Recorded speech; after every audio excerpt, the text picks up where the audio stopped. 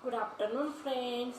Today we are going to learn the remaining part of our poem The Twins. This poem is written by Henry Lee. This is the story of the two brothers who are very similar in appearance. Their height is similar, their color is similar. Both the twins were so similar that their parents were unable to find out who is John and who is Henry. Their parents as well as their relatives, their friends were confused about the twins. These similarities came to the poet's life from his birth. Okay, and he has to face many problems in his life. We have learned this. Now we are going to learn the last stanza of our poem. So students, listen very carefully. Okay, बघा विद्यार्थ्यांनो, आपण मागच्या लेक्चरला एक नवीन poem सुरू केलेली आहे. आपल्या पोएमचं नाव काय आहे? The twins. ही पोएम लिहिण्यात आलेली आहे हेनरी ली यांच्याकडून.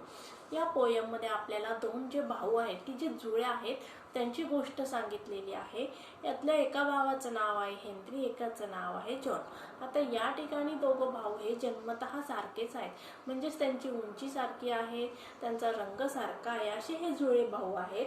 आणि त्यांचं इतका सारखेपणा आहे की प्रसंगी त्यांचे पॅरेंट्स, त्यांचे शेजारी, त्यांचे नातेवाईक त्यांना ओळखू शकत नाही.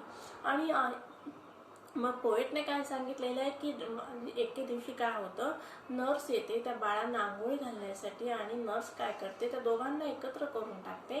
आणि ज्यावेळेस त्यांचं बारसं होतं तर त्यांना एकत्र केल्यामुळे काय होत आहे, पोएटचं जे नाव आहे ते त्याच्या भावाला दिलं जातं आणि पोएटच्या भावाचं नाव पोएटला देण्यात येत असतं. असा हा सारखेपणा जन्मापासून चालत आलेला असतो. आणि ज्यावेळेस मग पोएट आणि पोएटचे बंधू शाळेत जातात त्यावेळेस काय होतं, पोएटचे जे बंधू आहे ते खूप खोडकर किंवा आगाऊ वृत्तीचे दाखवलेले आहेत. शाळेमध्ये पोएटचा भाऊ वेगवेगळ्या प्रकारच्या खोड्या काढतो आणि त्या सगळा परिणाम मग पोएटला सहन करावा लागत असतो. मग टीचर काय करतात, पोएटला पनिश करतात. मग बिचारा पोएट वैतागतो. तो म्हणतो की माझ्या जन्मापासून मला या सारखेपणाचा अतिशय वैताग येत आहे. कोणीतरी मला याच्यावर इलाज किंवा सोल्युशन सांगा की मी स्वतः मीच आहे प्रूव्ह करण्यासाठी काय करावं. अशा प्रकारे मग आपण इथपर्यंतची पोएम बघितलेली होती.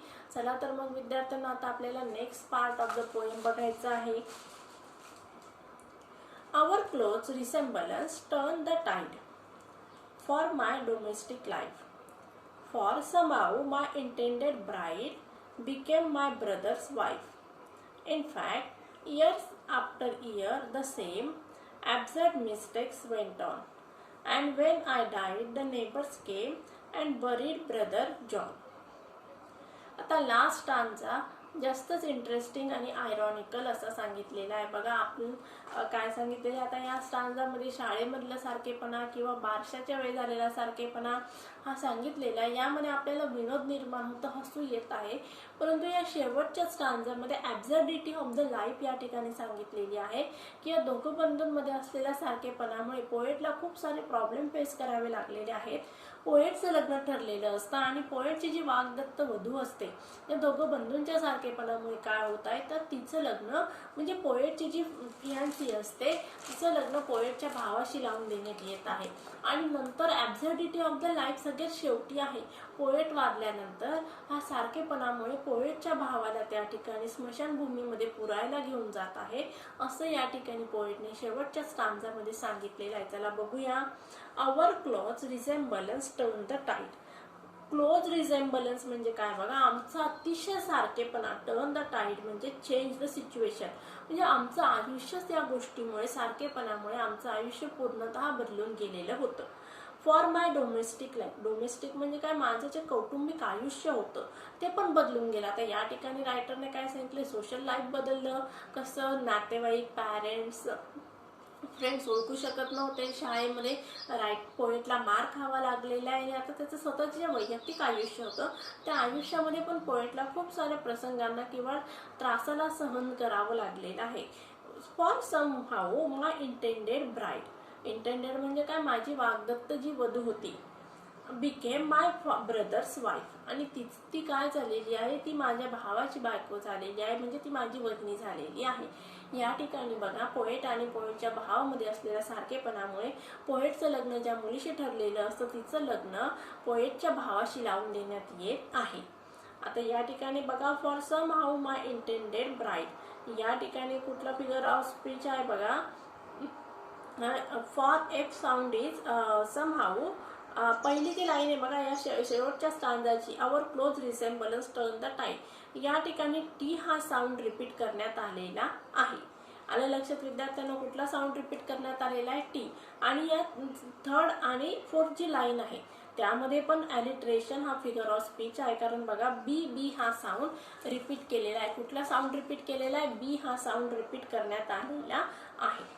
For some how my intended bride became my brother's wife, absurdity of the life काय सांगितलेली आहे, माझी जी बायको होणार होती किंवा माझी जी पत्नी होणार होती किंवा माझं ज्या मुलीशी लग्न होणार होतं तिचं लग्न माझ्या भावाशी लावून देण्यात आलं. In fact year after year the same absurd mistakes went on. बघा पुढे काय सांगितलेलं आहे, आणि वस्तुस्थितीमध्ये काय आहे, मग वर्षानुवर्ष या सारख्याच मिस्टेक्स म्हणजे चुका या काय होत होत्या, रिपीट केल्या जात होत्या. ॲब्सर्ड म्हणजे काय, मूर्खासारख्या चुका या वारंवार रिपीट होत होत्या. And when I died the neighbours came and buried brother John, आणि ज्यावेळेस माझा मृत्यू झाला त्यावेळेस आमचे शेजारी आले आणि त्यांनी काय केलं, माझ्या भावाला त्यांनी त्या ठिकाणी घेऊन गेले आणि त्याला त्या ठिकाणी त्यांनी काय केलेलं आहे, स्मशानभूमीमध्ये नेलं आणि त्या ठिकाणी त्याला आपण म्हणूयात आपल्या बघा ख्रिश्चन धर्मामध्ये काय केलं जात असतं, माणसाला त्या ठिकाणी जमिनीमध्ये पुरलं जात असतं आणि भारतीय हिंदू समाजामध्ये काय केलं जात असतं, माणसाचा अंत्यविधी केला जात असतो. हा फरक आहे हिंदू धर्माच्या रीतिरिवाजामध्ये आणि ख्रिश्चन धर्माच्या रीतिरिवाजामध्ये. मग या ठिकाणी काय सांगितलंय रायटरने की शेवटी ज्यावेळेस माझा मृत्यू झाला त्यावेळेस शेजार पाजारचे लोक आले आणि आमच्या दोघं भावांच्या सारखेपणामुळे माझं प्रेत नेण्याच्या ऐवजी त्यांनी काय केलेलं आहे, माझ्या भावाचं प्रेत नेलं आणि माझ्या भावाला त्या ठिकाणी पुरलेलं आहे. अशा प्रकारे पोएटच्या आयुष्यामध्ये त्याच्या सारखेपणामुळे, भावाच्या आणि त्याच्यामध्ये दिसणाऱ्या सारखेपणामुळे प्रचंड प्रमाणात त्याला त्रास पण झालेला आहे, ह्युमरस सिच्युएशन पण क्रिएट झालेली आहे. बघा विद्यार्थ्यांना लास्ट स्टांजाचं मीनिंग मी तुम्हाला इंग्लिश टू इंग्लिश सांगते. In the last stanza, the poet tells us the absurdity of the life. He tells us that he and his brother looks very similar. He and his brother looks very similar. So this similarity came a difficulty in his domestic life or in his married life. His wife became his brother's wife. Means the girl who will become his wife became his brother's wife, and in the last this absurdity goes on, and when the poet died the neighbors came and they take away his brother John's body and buried him. So the poet become very unhappy and tells the absurdity of his life, of the similarities, and he has to face the various kinds of problems. So students, I hope all of you understand the poem very nicely. So let us start our English workshop. चला विद्यार्थ्यांना आपल्याला English workshop समजून घ्यायचा आहे. सगळ्यांनी page number 59 काढलेलं असणार आहे. पहिला प्रश्न आहे बघा, rewrite putting the mistakes in the speakers life in their proper order. आता पोएटच्या आयुष्यामध्ये झालेल्या चुका ज्या आहेत त्या आपल्याला पहिल्या म्हणजे सिरियली आपल्याला त्या चुका लावायच्या आहेत. मग त्या या ठिकाणी बघा मी तुम्हाला नंबर सांगते आणि नंतर त्याचं उत्तर वाचून दाखवणार आहे. पहिल्याला 3 नंबर द्या. पहिल्याला किती नंबर द्यायचा आहे, 3 नंबर. बी ला किती नंबर द्यायचा, 5. सी ला नंबर द्यायचा आहे 4. डी ला नंबर द्यायचा आहे 1. ई ला नंबर द्यायचा आहे 2 आणि एफ ला नंबर द्यायचा आहे 6. परत एकदा सांगते बघा, ए ला नंबर द्यायचा आहे 3, बी ला नंबर द्यायचा आहे 5, सी ला नंबर द्यायचा आहे 4, डी ला नंबर द्यायचा आहे 1, ई ला नंबर द्यायचा आहे 2 आणि एफ ला नंबर द्यायचा आहे 6. म्हणजे बघा आता मी उत्तर वाचते, नीट लक्ष द्या. No one in the family could distinguish between the twin babies. This is the first. Second, at the naming ceremony, raw names were given to the 2 twin brothers. Number 3, he got beaten up often at school. Number 4, the speaker desperately asks for guidance. Number 5, the speaker's bride became his brother's wife. Number 6, even in death, the twins were not spared during burial. Okay? चला, आता second जो प्रश्न आहे तो तुम्हाला स्वतः लिहायचा आहे. तो प्रश्नाचं उत्तर कसं लिहायचं ते मी सांगते, प्रश्नाचा अर्थ सांगते, बघा, लक्ष द्या. Pick out 4 situation in the lives of the twins which are too absurd and senseless to believe. आता अशा सिच्युएशन सांगायच्या आहे की ज्या सेन्सलेस म्हणजे निरर्थक आहेत किंवा ज्याच्यावर आपण ॲब्झर्ड अँड सेन्सलेस टू बिलीव्ह की ज्याच्यावर आपण विश्वास ठेवू शकत नाही. मग आता एक सिच्युएशन कुठली बघा, the poets wife become his the poet's intended bride become his brother's wife. Second सांगते मी, when the poet died, neighbors came and take out his brother, buried his brother.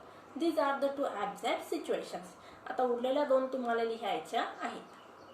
आता तिसरं बघूया, कंप्लीट द वेब डायग्राम. आता पहिलं आपल्याला diagram मधलं काय सांगितलंय बघा, पोएट युजेस ह्युमर टू. आता पोएटने ह्युमर म्हणजे विनोदाचा वापर केलाय. कशासाठी केलाय बघा, लिहा क्रिएट लाफ्टर. सेकंड लिहा डिपिक्ट मिस्टेकन आयडेंटिटीज. लिहा डिपिक्ट मिस्टेकन आयडेंटिटीज. तिसरं लिहा highlights the problems of the twins. Highlights the problems of the twins. चौथं दिलंय बघा रिड्यूस बोर्डम. पाचवं लिहा कन्व्हेज द कन्फ्युजन.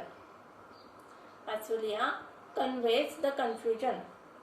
सहावं लिहा emphasise what identity mean. Emphasise what identity means. परत एकदा सांगते, या ठिकाणी दिले बघा क्रिएट लाफ्टर दिले. दुसरं लिहायचं आपल्याला डिपिक्ट मिस्टेकन आयडेंटिटीज. थर्ड सांगितलं मी highlights the problems of the twin. Fourth दिलेलं आहे रिड्यूस बोर्डम. आपण फिफ्थ लिहिलं कन्व्हेज द कन्फ्युजन. आणि सिक्स लिहिलं बघा एम्पसाइज व्हॉट आयडेंटिटी मीन्स.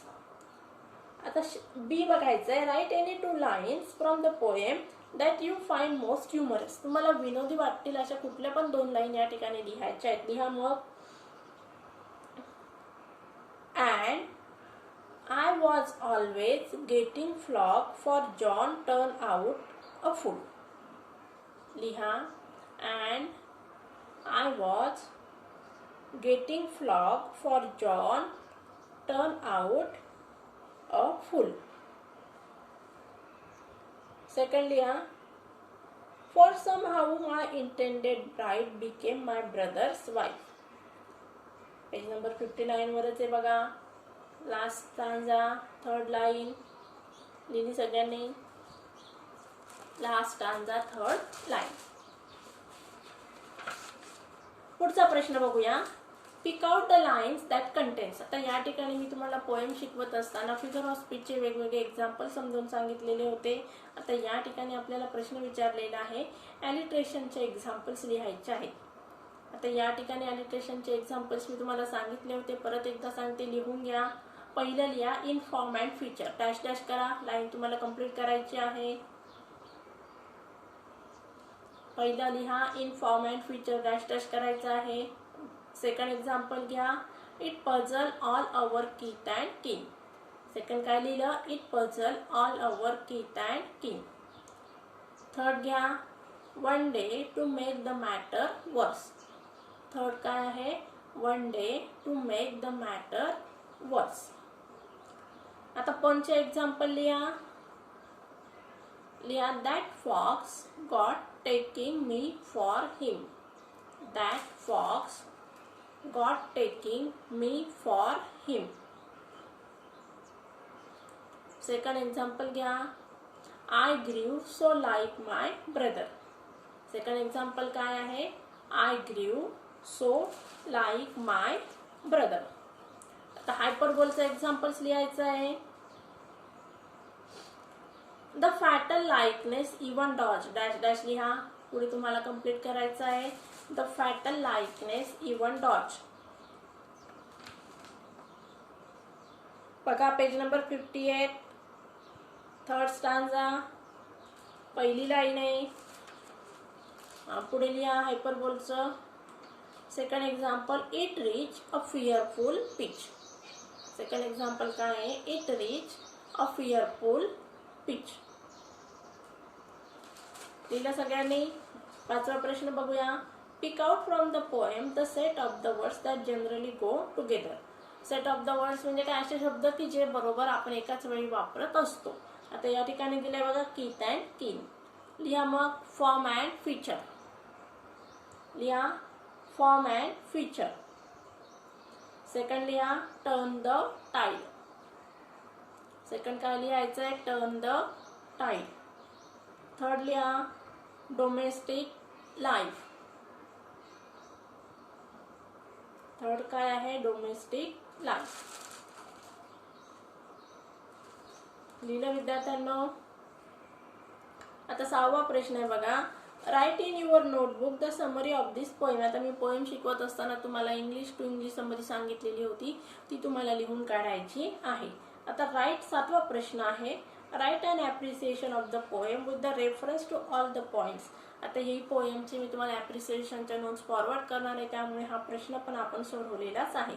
अशा प्रकारे विद्यार्थ्यांनो आज आपण द ट्विन्स ही पोएम समजून घेतलेली आहे. याचं वर्कशॉप पण आपण कंप्लीट केलेलं आहे. आता विद्यार्थ्यांना तुम्हाला सगळ्यांना हे वर्कशॉपचे जे मी प्रश्न या ठिकाणी सोडवून घेतलेले आहे ते तुम्ही वहीमध्ये नोट डाऊन करायचे आहे.